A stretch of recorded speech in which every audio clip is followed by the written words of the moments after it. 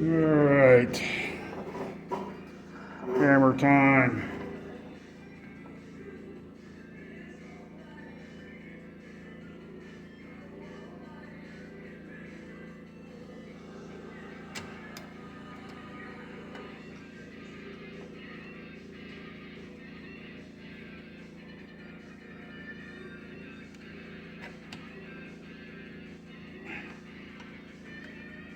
Let's see what we got here.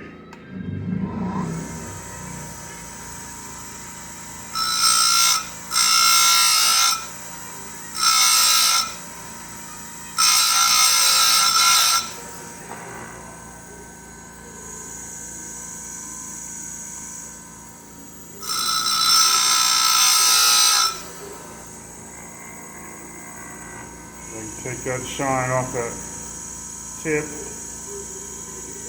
So I got to go cut with a firewood doctor last weekend. Almost made it up there today, but we both had other arrangements for the day.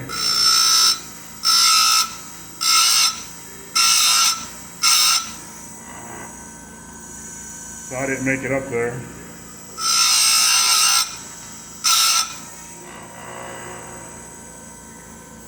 I ran this chain last weekend up there and it didn't cut very good. It's actually sharp. I think what it is the rakers are too high.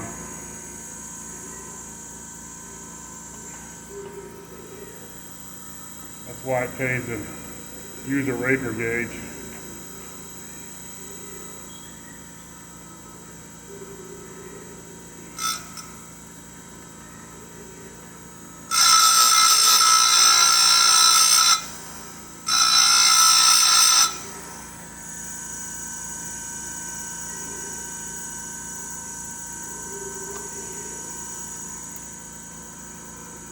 So hopefully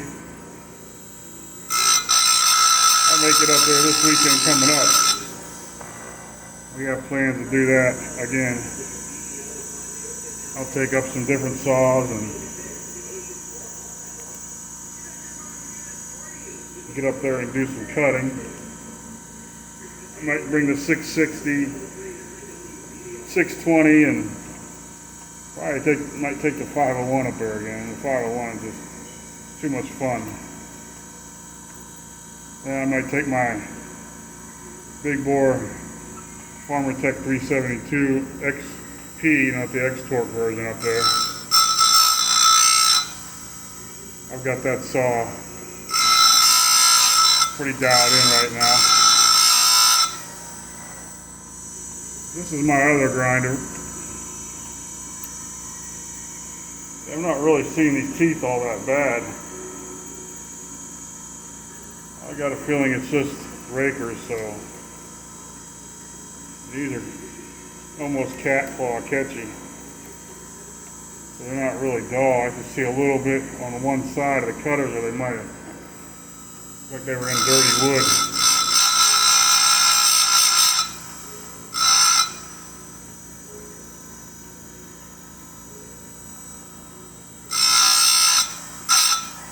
On the bigger chains, I use this grinder. On the little baby chains, I use the Harbor Freight. That seems to work good. And most of the time, I'll hand file the chain's not real bad. I've got several to do, so I'm kind of trying to get done in a hurry, so I'm using a grinder. To be honest with you, I can't really see where this chain needs it.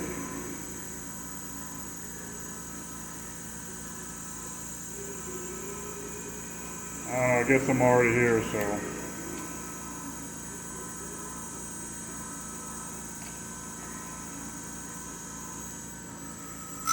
And these Farmer Tech grinders are the same thing as a Teconomic or Tecomec, however you pronounce it, in Oregon.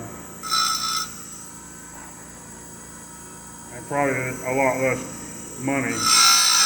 You're looking at about $100.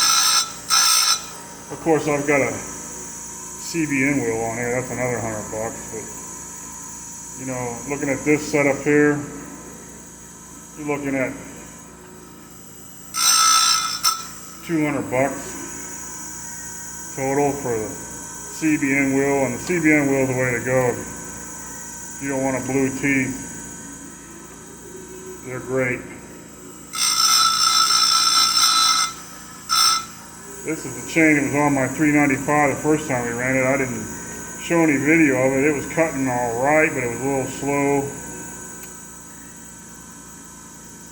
I believe the rakers were high, like I said, and they do look high. Rakers were originally really low on this chain. This saw chain started out its life on my 390 XP, and I took the rakers way down because I knew I was going to be racing somebody with a saw that I wanted to outdo, and the 390 just did not like rakers down at 40 thousandths.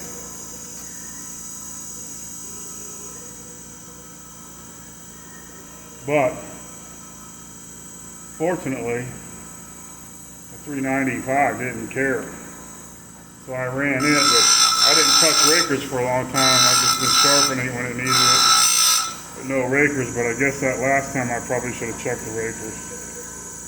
So there's that. Yeah, that's making it sharp all right. It's already sharp because it was hand filed. Even when I grind, a lot of times when I'm done, because I'll do the rakers on the saw. Oh, that tooth is short. I'll throw the chain back on the saw and then hit the rakers.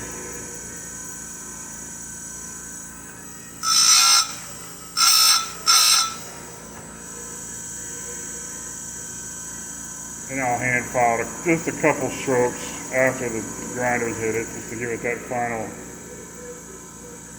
I'm not sure, I might be all the way around this thing already. Nope.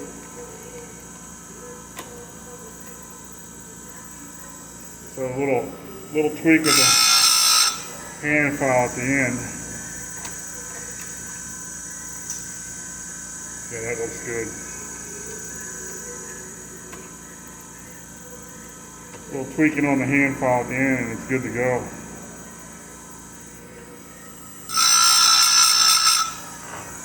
Now you notice I don't have to sit here and grind on this forever.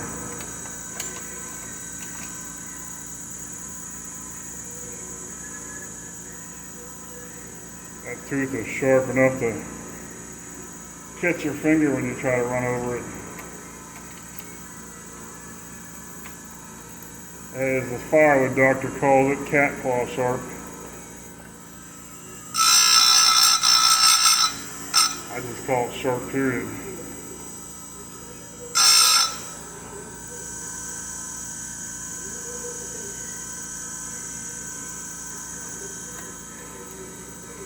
I could have probably left this on the saw and just hit this with a flat file, and we'd have been good.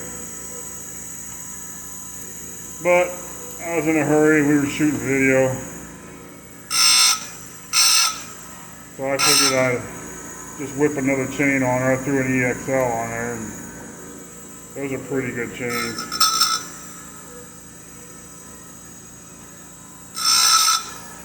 Jeff got to see how those cut. Pretty impressive cutting chain.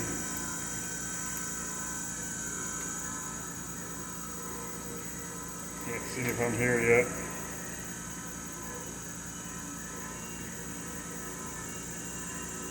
Yeah, I'm already around again, so I'm ready to switch to the other side, so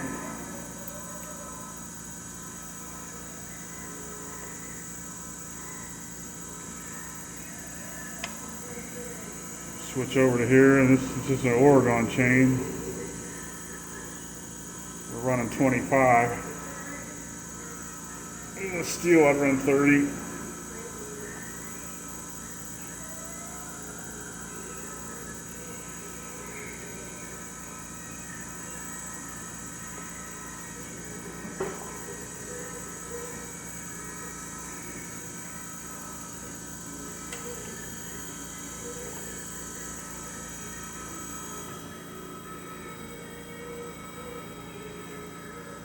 Of course, I got my grinder on the vise.